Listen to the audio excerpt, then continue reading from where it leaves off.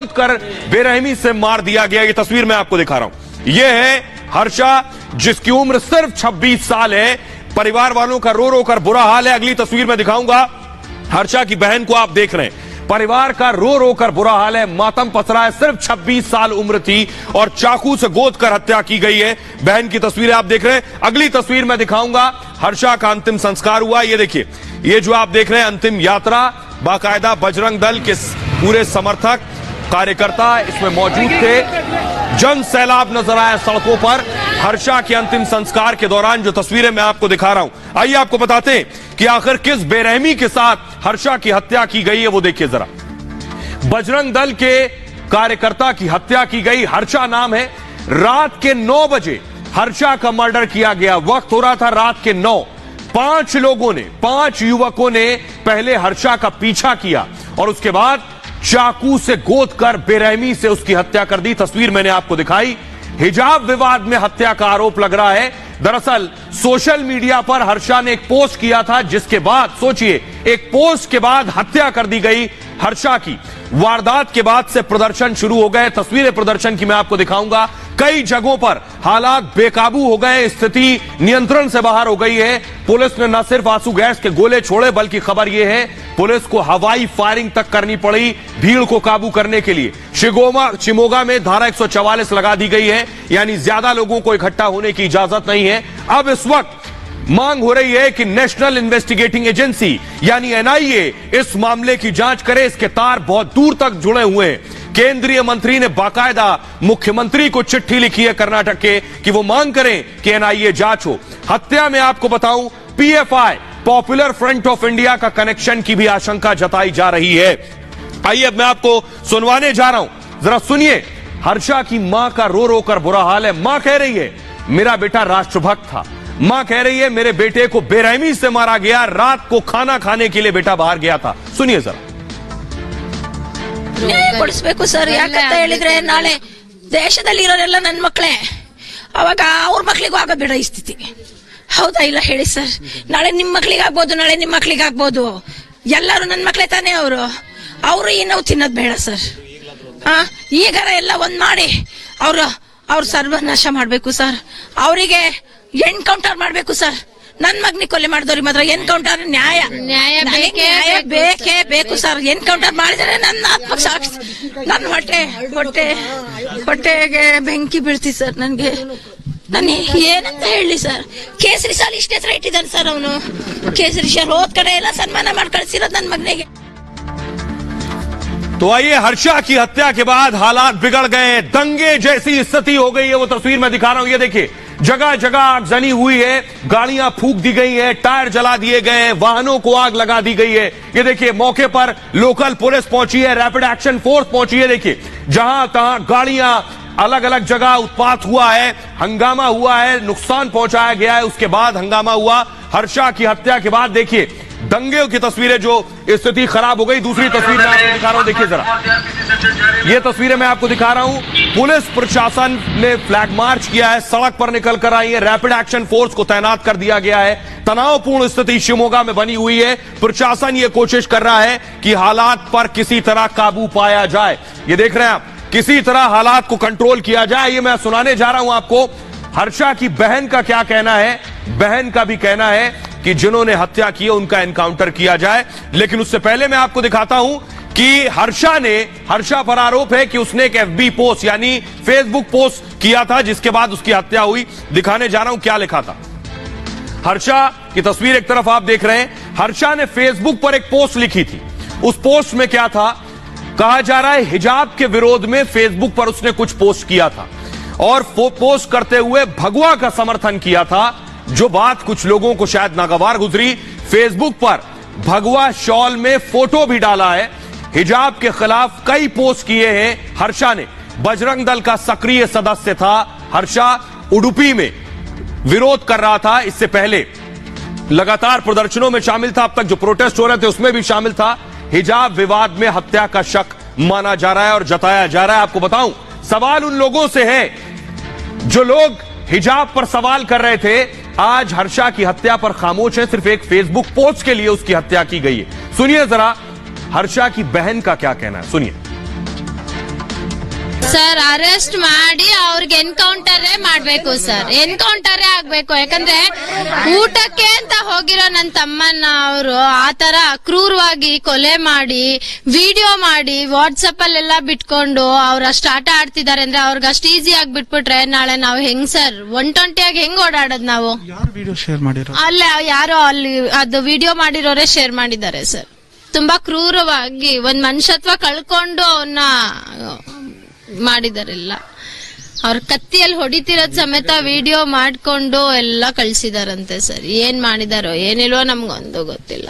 ನನ್ ತಮ್ಮನ್ಗೆ ನ್ಯಾಯ ಬೇಕು ಅಂದ್ರೆ ನನ್ ತಮ್ಮಂಗ್ ಮಾಡಿರೋರ್ಗೆ ದಯವಿಟ್ಟು ಎನ್ಕೌಂಟರ್ ಮಾಡಿಸಿ, ಅವಾಗ ಏನಾದ್ರೂ ಹಿಡಿಲೇಬೇಕು ಸರ್, ಹಿಡಿಲೇಬೇಕಲ್ವಾ? ಆದಷ್ಟು ಬೇಗ ಹಿಡಿದ್ರೆ ತಾನೇ ನನ್ ತಮ್ಮನ ಆತ್ಮಕ್ ಶಾಂತಿ ಸಿಗೋದು. तो बहन बदले की मांग कर रही है, लेकिन पूरे शिवमोगा में प्रदर्शन हो रहा है, जबरदस्त प्रदर्शन। ये तस्वीरें देखिए जरा, भारी हुजूम, बड़ी भीड़ आप देख रहे हैं। ये प्रदर्शन की तस्वीरें मैं दिखा रहा हूं, जरा फुल स्क्रीन ये तस्वीरें देखिए। बजरंग दल के कार्यकर्ता सड़कों पर उतरे हैं, देखिए जरा, शिवमोगा में सड़कों पर उतरे हैं, सड़कों पर प्रदर्शन कर रहे हैं। उनकी मांग है तुरंत जिन्होंने हत्या की है हत्यारों की गिरफ्तारी हो। 3 गिरफ्तारियां अब तक हो चुकी हैं। आइए एक और तस्वीर दिखाते हैं। स्टोन पेल्टिंग यानी पत्थरबाजी भी हुई, अगली तस्वीर मैं आपको दिखाने जा रहा हूं। ये देखिए जरा, ये तस्वीरें आप देख रहे हैं शमशान में, जहां पर अंतिम संस्कार हो रहा था हर्षा का, वहां पत्थरबाजी हुई। ये देखिए जरा, पत्थर चलाए जा रहे हैं, हालात लगातार बिगड़ते जा रहे हैं। हिजाब विवाद के बाद बताया जा रहा है ये माहौल इस कदर बिगड़ चुका है, वो आप देख रहे हैं। आइए अब मैं आपको बताने जा रहा हूं कि हत्या के बाद बवाल इस कदर बढ़ गया है कि अब बड़ा आंदोलन करने की तैयारी है। किस तरह का बड़ा आंदोलन हो सकता है वो मैं आपको दिखाने जा रहा हूं, जरा दिखाइए। हर्षा की हत्या को लेकर लोगों में आक्रोश है, लोगों में गुस्सा है। अगला जल्दी से मूव करेंगे इसे। हिंदू संगठनों ने विरोध जताया है, उनका विरोध है, सड़क पर उतरे बजरंग दल के कार्यकर्ता। वीएचपी ने यानी विश्व हिंदू परिषद ने प्रदर्शन का ऐलान किया है, राष्ट्रव्यापी पूरे देश में प्रदर्शन का ऐलान किया है। 23 फरवरी को यानी परसों 23 फरवरी को देश भर में विश्व हिंदू परिषद प्रदर्शन करेगी। 23 तारीख को चुनाव भी है, यानी ये मामला बेशक कर्नाटक से शुरू हुआ लेकिन इसकी तपिश उत्तर प्रदेश तक आनी लाजमी है। आइए अब आपको दिखाता हूं, सोशल मीडिया पर लोग बहुत गुस्से में, आक्रोश में। लोग क्या लिख रहे हैं? हर्षा की हत्या के बाद देवनाथ लिख रहे हैं, हिजाब पर हत्या की गई, कहां है अब मौलिक अधिकार वाले जो मौलिक अधिकार की बात कर रहे थे कि हिजाब मौलिक अधिकार है, हत्या पर चुप है। मुस्कान हमेशा सुरक्षित रहेगी, वो लड़की जो हिजाब में नारा लगा रही थी वो हमेशा सुरक्षित रहेगी, लेकिन हर्षा अब नहीं है। राम ठाकुर लिख रहे हैं, क्या ये मामला पसंद का है? यानी हिजाब को पसंद का मामला कहा जा रहा था। राम ठाकुर लिख रहे हैं, क्या ये मामला पसंद का है? तो किसी को मार देना आखिर किसकी पसंद है? राम ठाकुर ने वाजिब सवाल उठाया। विनीत सिंह लिख रहे हैं, संविधान कानून की बात करने वाले आखिर हत्या पर क्यों खामोश हैं, क्यों चुप्पी ओढ़े हैं? रूपेश अग्निहोत्री ने लिखा है, विरोध जायज है लेकिन किसी की हत्या कर देना आखिर यह कैसा विरोध है? अभिजीत मजूमदार ने लिखा, इस बहुसंख्यकवाद भारत में मुस्कान सुरक्षित है लेकिन हर्षा की हत्या होती है, वो सवाल उठा रहे हैं। रश्मि सामंत ने लिखा है, हर्षा हिजाब के खिलाफ प्रदर्शन में शामिल था, पहले लावण्या फिर रूपेश और अब हर्षा, अगला कौन? ये सवाल उठा रहे हैं। आइए अब आपको सुनवाने जा रहा हूं मैं कि उत्तर प्रदेश चुनाव, तीसरा चरण का चुनाव 23 तारीख को है और अब पहले हिजाब की तपिश पहुंची थी यूपी चुनाव तक, अब हर्षा की हत्या की गर्मी और तापमान चढ़ना लाजमी है इस चुनाव के दौरान। सुनिए जरा सियासतदानों को। ये हिजाब का इशू नहीं है, ये देश को किस प्रकार हमने एक बांटने की तरफ लेकर जाना है। आज हिजाब है, कल स्कूल में नमाज की बात होगी कि हमें नमाज पढ़ने की छूट दी जाए, 5 समय की हमें जितना टाइम स्कूल में रहते हैं जो हमारी उस समय नमाज आएगी उसे नमाज पढ़ने की छूट दी जाए। तो ये लगातार एक एक कदम बढ़ने की बात है और उसमें जो भी विरोध करेगा इस प्रकार की हत्याएं होती हैं। जो मंडली मानव अधिकारों की बात करती है, जो मंडली सहिष्णुता की हमेशा बात करती है, इस 26 वर्षीय हर्षा को गोंद गोंद कर मार दिया गया है, तो उसके लिए एक भी शब्द संवेदना का क्यों नहीं निकला इस मंडली के द्वारा? पसंद नहीं है मेरी बेटी पहनेगी, मैं क्या तुम्हारा गुलाम हूँ? मैं क्या तुम्हारा कैदी हूँ? मैं क्या तुम्हारे इशारे पर बैठ पाऊंगा? मैं क्या तुम्हारे ऊपर पर नीचे गिर जाऊंगा? नहीं, हम क्या करने पाएंगे तो अपने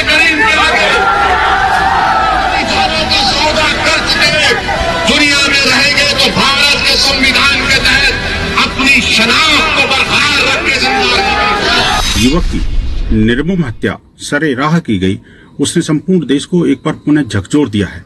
क्या आखिरकार ये इस्लामिक जिहादियों के हत्थे कितने और हिंदू युवक युवतियां चढ़ेंगी?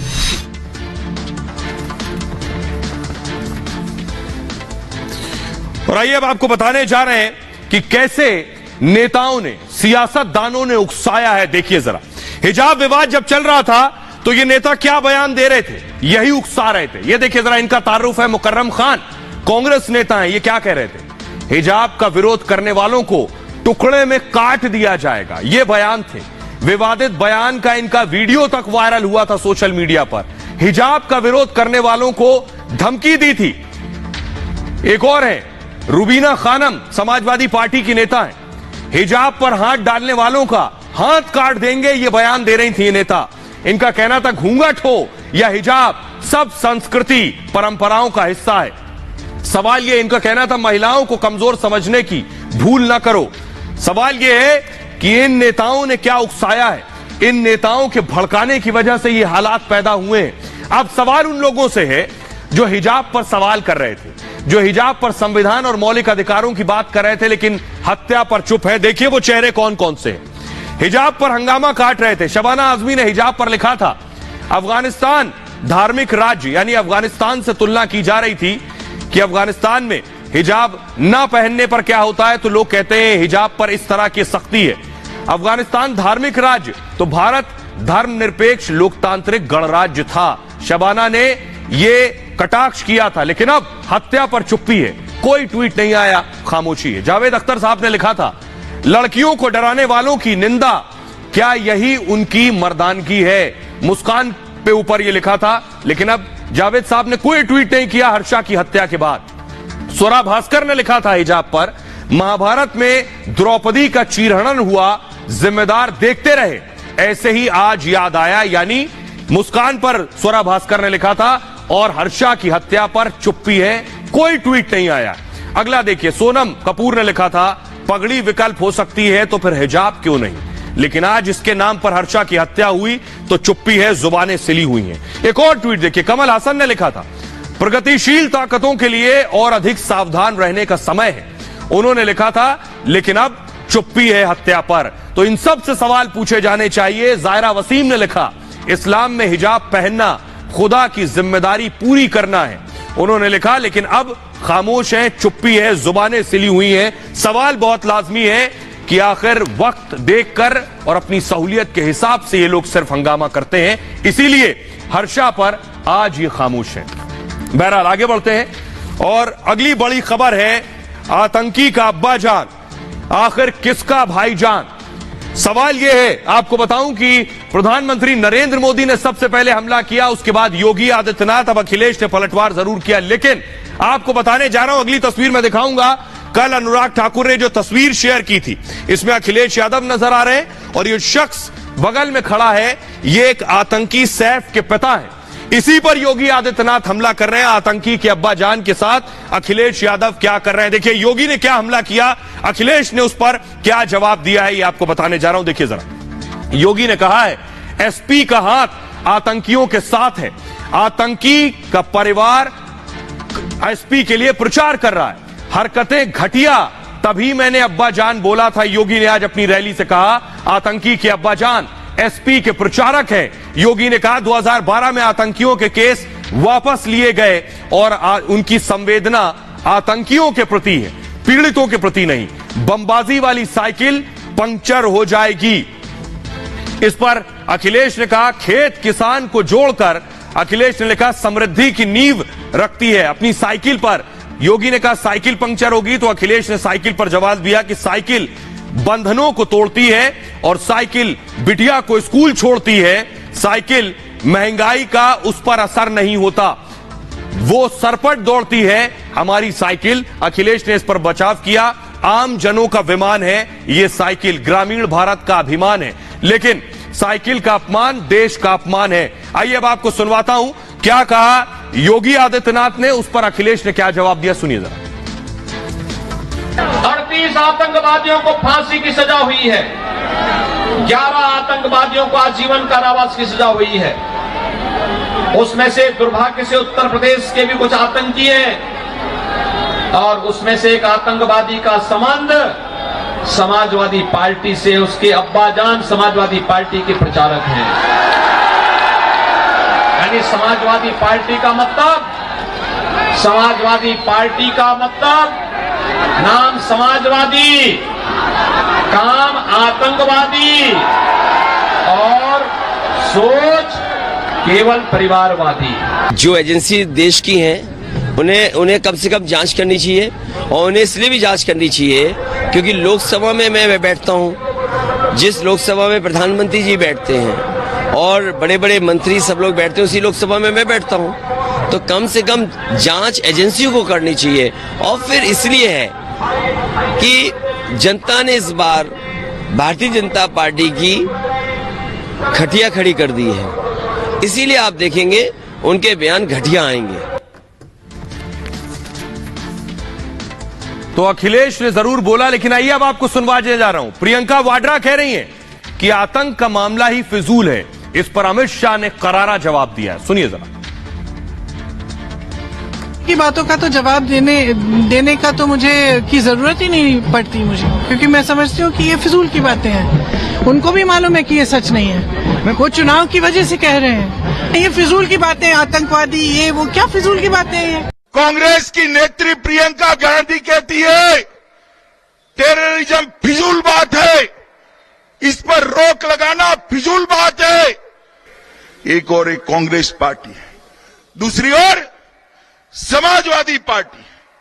जब सत्ता में आए अखिलेश बाबू, संकट मोचन मंदिर पर हमला हुआ था, बम धमाका हुआ था, कई निर्दोष लोग मारे गए, लखनऊ में बम धमाका हुआ था। इस सारों को छोड़ने का उन्होंने घोषणा पत्र में वादा किया था। मित्रों, घोषणा पत्र में। आइए अब आपको सुनवाता हूं। उत्तर प्रदेश चुनाव में आतंकवाद का मसला जरूर आ गया है, लेकिन यूपी के वोटर क्या सोचते हैं, उनको जरा सुनिए एक बार। अगर कुछ हद तक देखें तो इसमें कोई शक नहीं है, क्योंकि जो टिकट दिए गए हैं वो सपा की तरफ से मोस्टली आतंकवादी जो उनके रह चुके हैं या डिक्लेयर्ड हैं, जिन पे केसेस चल रहे हैं, जो जेल में हैं, उनको टिकट दिए गए हैं।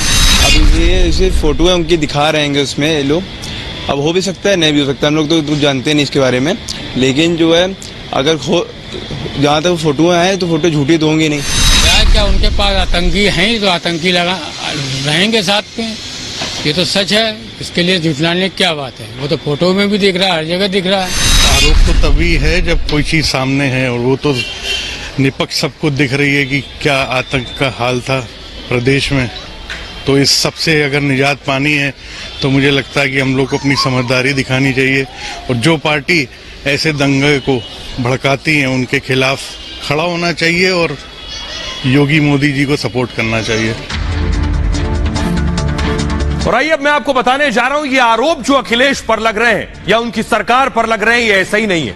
इसके पीछे बड़ी वजह है, देखिए जरा ग्राफिक्स के जरिए मैं आपको दिखा रहा हूं। 2007 गोरखपुर में सीरियल धमाके हुए, राज्य सरकार ने केस वापस लिया, यानी अखिलेश की जब सरकार आई तो उन्होंने केस वापस लिया, कोर्ट ने इस फैसले को बदल दिया और उसके बाद दोषियों को 20 साल की सजा हुई। इसके अलावा एक और धमाका देखिए, 2007 में रामपुर सीआरपीएफ कैंप पर हमला हुआ, 7 आतंकी इस मामले में पकड़े गए और 2012 में अखिलेश ने केस को वापस लेने की कोशिश की, कोर्ट ने 4 आतंकियों को सजाए मौत दी, केस वापस नहीं होने दिया, एक को उम्र कैद और एक को 10 साल की सजा हुई। 2007 में देखिए लखनऊ, वाराणसी, फैजाबाद में धमाके हुए और आरोप में 19 लोगों को पकड़ा गया, जिसके बाद 2012 में केस वापस लेने की कोशिश हुई, यानी अखिलेश सरकार में।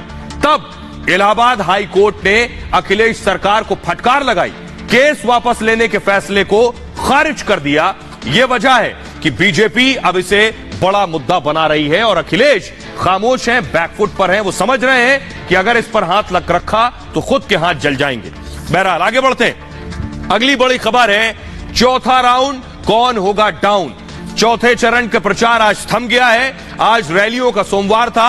प्रधानमंत्री नरेंद्र मोदी रैली कर रहे थे। अगली तस्वीर में दिखाऊंगा, योगी आदित्यनाथ भी आज रैली में मसरूफ थे। तीसरी तस्वीर दिखाऊंगा, अखिलेश यादव भी आज रैली कर रहे थे।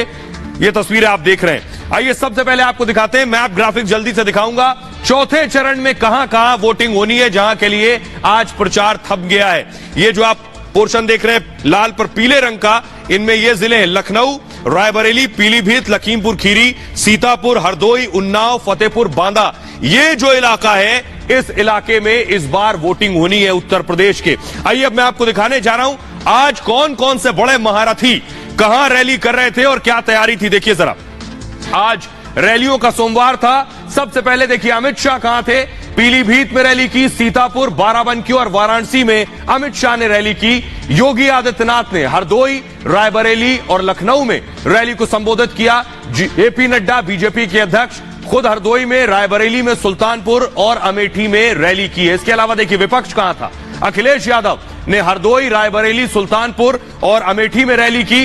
अरविंद केजरीवाल भी उत्तर प्रदेश की राजधानी लखनऊ में रैली कर रहे थे। असदुद्दीन ओवैसी सुल्तानपुर में रैली कर रहे थे और प्रियंका वाड्रा ने रोड शो किया लखनऊ के अंदर। ये आज सियासतदान व्यस्त थे रैलियों में। आइए अब आपको सुनवाते हैं रैलियों में कौन किस पर वार कर रहा था और कैसे किसने पलटवार किया, सुनिए जरा।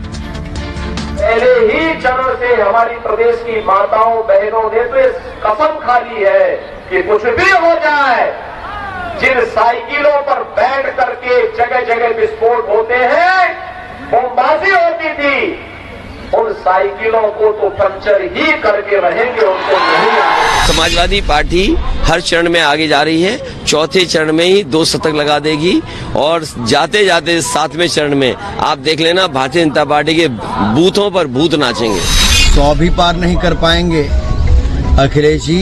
7 चरणों के बाद 100 भी पार नहीं कर पाएंगे, फिर घर की ओर वापस जाएंगे। 5 साल में 7 साल में मोदी जी ने एक काम नहीं करा केंद्र सरकार में, योगी जी ने एक काम नहीं करा उत्तर प्रदेश में, कांग्रेस वालों ने एक काम नहीं करा 70 साल में। अब इनको वोट मांगने के लिए क्या कहना पड़ रहा है, केजरीवाल आतंकवादी है। अतीक अहमद आज कहां है? अरे जोर से बोलो ना भाई। आजम खान कहां है? ये मुख्तार अंसारी कहां है? कभी गए थे जेल में? गए थे क्या? और अगर गलती से भी, आइए अब आपको बताने जा रहा हूं 4th फेज में वो बड़े चेहरे कौन कौन से हैं जिनकी किस्मत दांव पर लगने वाली है। बड़े बड़े नाम है, देखिए जरा कौन कौन से वो बड़े नाम है। सबसे पहले देखिए बीजेपी उम्मीदवार अदिति सिंह, उनके सामने है समाजवादी पार्टी के उम्मीदवार आरपी यादव।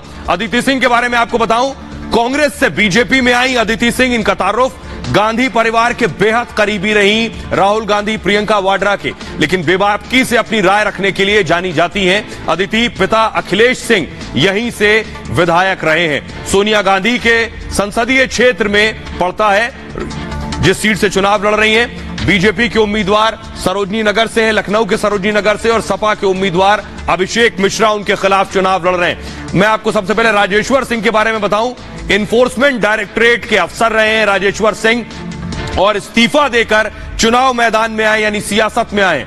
कड़क और ईमानदार छवि के माने जाते हैं। चिदम्बरम को जेल भेजा था इन्होंने। सीएम योगी के बहुत करीबी हैं राजेश्वर सिंह। अगला नाम है ब्रजेश पाठक, लखनऊ कैंट से उम्मीदवार है, उनके खिलाफ सपा उम्मीदवार राजू गांधी हैं। योगी सरकार में कानून मंत्री हैं ब्रजेश पाठक, यहीं से पहली बार यहां से चुनाव लड़ रहे हैं लखनऊ कैंट से। वर्तमान में लखनऊ मध्य से विधायक हैं ब्रजेश पाठक, दादा मियां दरगाह पर जाने से चर्चा में। अगला लखनऊ मध्य से, इसके अलावा आपको बताऊं सपा उम्मीदवार रविदास मेहरोत्रा, बीजेपी उम्मीदवार रजनीश गुप्ता हैं यहां से मैदान में। 2017 में 9000 वोट से हारे थे और मंत्री ब्रजेश पाठक ने इन्हें हराया था। सपा उम्मीदवार को मुस्लिम वोट कटने से मुश्किल में है फिलहाल। इसके अलावा ऊंचा हार से सपा उम्मीदवार मनोज पांडे हैं, बीजेपी के उम्मीदवार अमरपाल मौर्य हैं। इनके बारे में बताऊं, 2 बार से विधायक हैं सपा के उम्मीदवार मनोज पांडे, 2 बार सपा के टिकट पर जीते हैं और इस बार हैट्रिक लगाने की चुनौती उनके सामने है। स्वामी प्रसाद मौर्य भी यहां से जीतते रहे हैं चुनाव। अगले उम्मीदवार हरदोई सदर से है बीजेपी के उम्मीदवार नितिन अग्रवाल, सपा उम्मीदवार अनिल वर्मा उनके सामने है। इनका तारुफ बताऊं, 2017 में सपा उम्मीदवार थे, इससे पहले भी 99,000 से ज्यादा वोटों से जीते थे। दिग्गज नेता नरेश अग्रवाल के बेटे हैं। हरदोई अग्रवाल परिवार का गढ़ रहा है। आइए अब आपको बताने जा रहा हूं 2017 की स्थिति देखिए जरा। 17 के हिसाब से आप तय कर पाएंगे कि आखिर चौथा चरण बीजेपी के लिए कितना इंपॉर्टेंट है। यह ग्राफिक्स आपके सामने आ गया। चौथे चरण के हिसाब से देखिए 2017 में इस चौथे चरण में 52 सीटें बीजेपी को मिली थी, यानी 60 सीटों पर चुनाव होने हैं। 52 बीजेपी को मिली थी, 4 सपा को, 2 कांग्रेस को और 2 बीएसपी को, यानी बीजेपी का बड़ा दांव रहेगा इस चौथे चरण में भी। फिलहाल ये भारत की बात है में इतना ही। अपना बहुत ख्याल रखिए। एक छोटे से ब्रेक के लिए रुक रहे हैं, लौट रहे हैं कुछ और बड़ी खबरों के साथ।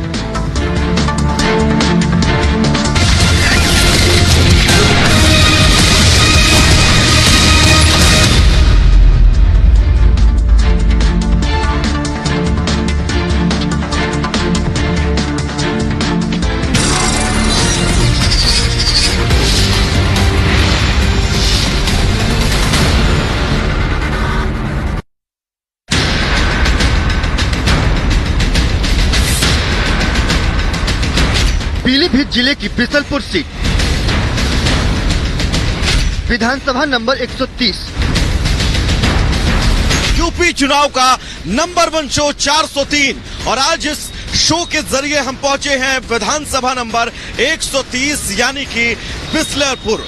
इस विधानसभा की जनता का माहौल क्या है, इस विधानसभा में जनता का मूड क्या है। बिसलपुर में इस बार 3 उम्मीदवार विरासत की सियासत को आगे बढ़ाने के लिए चुनावी मैदान में ताल ठोक रहे हैं। वहीं 2 प्रत्याशी दल बदल कर चुनावी मैदान में उतरे हैं। यूपी के घमासान में विकास और कानून व्यवस्था जैसे मुद्दे एक तरफ हैं, वहीं जातिगत समीकरण के सहारे चुनावी चाल का भी जोर है। इस विधानसभा में वोटरों के बीच स्थानीय मुद्दे हावी हैं। कुल मिलाकर बिसलपुर सीट पर लड़ाई त्रिकोणीय दिख रही है। क्या माहौल है आपकी विधानसभा का? एक बहुजन समाज पार्टी का। वजह क्या है इसके पीछे? वजह जो है मंत्री जी में की सरकार में मतलब कहीं जो गुंडागिर्दी नहीं हुई और प्रशासन बहुत बढ़िया काम करा उन्होंने। जो भी मतलब जो है जिसको निकलता देखेंगे उसको वोट दे देंगे। आपकी विधानसभा में किसके पक्ष में हवा चल रही है? त्रिकोणीय श्रृंखला है भाई, सभी की लहर है और जो देखो काम करेगा वो बनेगा। जनता के मूड से साफ है कि यूपी की अन्य सीटों की तरह यहाँ भी उनके लिए रोजगार और विकास के साथ देश और प्रदेश हित का मुद्दा सबसे अहम है। बिसलपुर सीट पर अब की बार बीजेपी ने विधायक रामचरण वर्मा के बेटे विवेक वर्मा को चुनावी मैदान में उतारा है। उनका मुकाबला समाजवादी पार्टी के दिव्या गंगवार से है। बीएसपी की तरफ से एक बार फिर से अनीस अहमद खान और फूल बाबू चुनावी मैदान में है। साल 1996, 2002 और फिर 2007 में लगातार 3 बार बीएसपी से विधायक चुने गए अनीस अहमद ने 2017 में कांग्रेस का हाथ थाम लिया था, लेकिन अब की बार फिर से बीएसपी की हाथी पर सवार होकर चुनावी मैदान में ताल ठोक रहे हैं। निर्दलीय चुनाव लड़ चुके कांग्रेस नेता डॉक्टर नागेश पाठक की बहू शिखा पांडे कांग्रेस की तरफ से चुनाव लड़ रही हैं। यानी इस सीट पर चारों उम्मीदवारों के लिए विरासत ही सबसे बड़ा सहारा है। तो हमारा वोट तो भाई बीजेपी में आज तक रहा और रहेगा। क्या माहौल इस बार बिसलपुर में? बीजेपी। यही माहौल है सब। किसके पक्ष में हवा है? अखिलेश के पक्ष में हवा है। बिसलपुर का मतदाता बहुत मुखर है, दिल और दिमाग दोनों का इस्तेमाल कर रहा है। ऐसे में देखना दिलचस्प होगा कि वो 23 फरवरी को किसकी किस्मत ईवीएम में कैद करता है। Bureau report, Republic Bharat.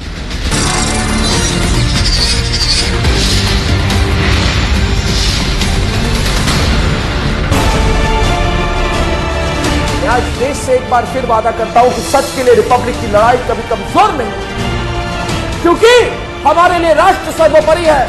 Republic के खिलाफ साजिश रचने वाले हमेशा हारते रहेंगे।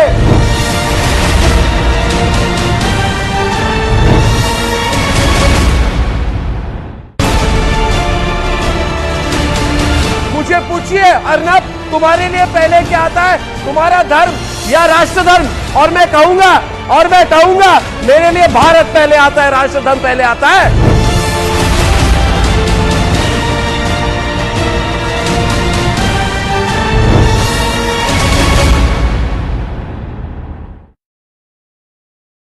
मैं आपके चैनल पर खुली चुनौती अखिलेश यादव जी को देता हूं, वो एफिडेविट लिखकर दें कि आतंकवादी के पिता मिस्टर समाजवादी पार्टी क्या उनके पार्टी के नेता हैं कि नहीं है।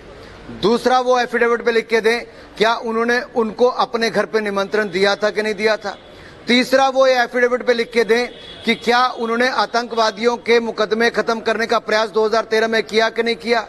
ये जनता के सामने सब बातें हैं। अतीक अहमद, मुख्तार अंसारी, नाहिद हसन से लेकर यूनुस खान तक, ये सब इनके चहेते हैं। ये सब वो हैं जो अपराधी और आतंकी हैं। इनसे कैसे वो छुटकारा पा सकते हैं। देश जानता है इनकी असलियत को। समाजवादी पार्टी की सभा में एक भी महिला देखने को नहीं मिलती। महिलाएं नजर नहीं आती हैं। क्यों? डरती हैं वहां पर आने से।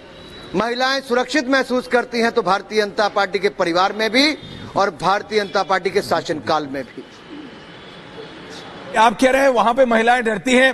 ये जो टेरर वाला इशू है, ये इतना संवेदन, मतलब it's a very sensitive issue, terror की बात करना। और जब देश के प्रधानमंत्री बोल रहे हो, ये किसी और नेता की बात नहीं है, देश के सर्वोच्च नेता बोल रहे हैं कि भाई समाजवादी पार्टी ने एक आतंकवादी और आतंकवादी संगठन के लोगों को बचाने के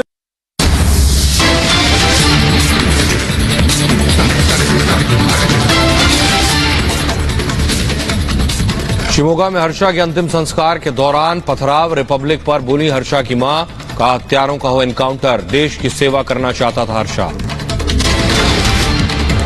शिमोगा हत्याकांड पर बोले कर्नाटक के गृह मंत्री, का हिजाब विवाद पर हर्षा की हत्या का शक, हिंसा में पीएफआई के खिलाफ पर्याप्त सबूत, पीएफआई की भूमिका की होगी जांच। शिमोगा हत्याकांड की एनआईए जांच की मांग, केंद्रीय मंत्री शोभा करंदलाजे ने कर्नाटक के सीएम को लिखी चिट्ठी, वीएचपी ने भी रखी एनआईए जांच की मांग, हत्या के पीछे बड़ी साजिश की जताई आशंका। सीएम योगी ने अखिलेश पर साधा निशाना, का नाम समाजवादी, काम आतंकवादी और सोच परिवारवादी, सपा सरकार में वापस हुए आतंकियों के केस।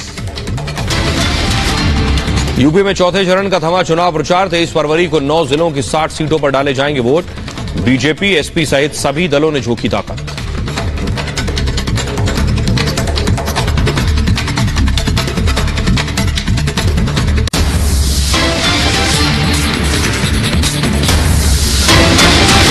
बड़ी खबर इस बीच, रूस में सुरक्षा परिषद की बैठक हुई है। डोनबास को मान्यता पर चर्चा हुई है। डोनबास को मान्यता पर पुतिन आज ही ले सकते हैं कोई फैसला। यूक्रेन के बागी राज्य हैं डोनेट्स्क, लुहांस्क, दोनों राज्यों को देश की मान्यता दे सकता है रूस।